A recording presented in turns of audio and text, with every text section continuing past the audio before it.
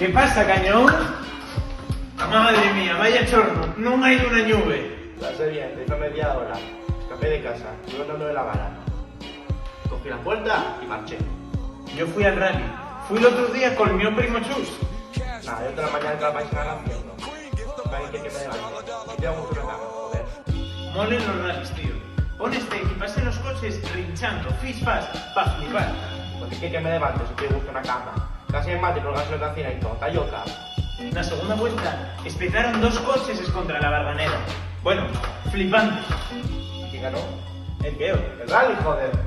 Ah, no sé. Sí, es tonto, chaval. Sí, tío, sí, pero ye que yo solamente quedé unas vueltas. Cuando yo marché, todavía quedaba en muchas. Des que yo vi ganó las Sevias con...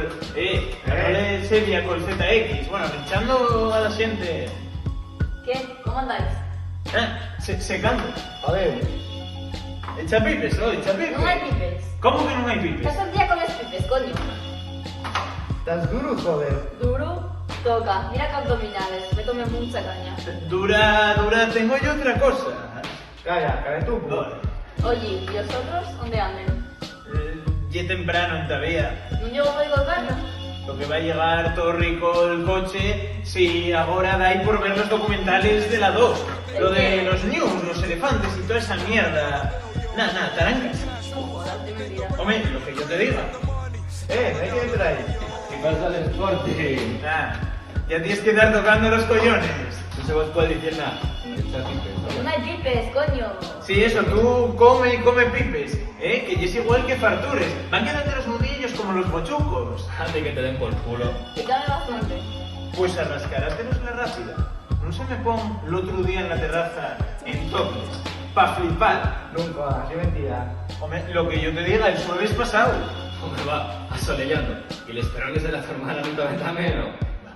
Y es un cabrón. No te doy una hostia por gordo. ¿Qué? ¿Pregunta buena? No se te puede decir nada. ¿Qué? ¿Venís para acá o qué? Joder, tío, vas a caer en sus redes. ¿Y ese volante?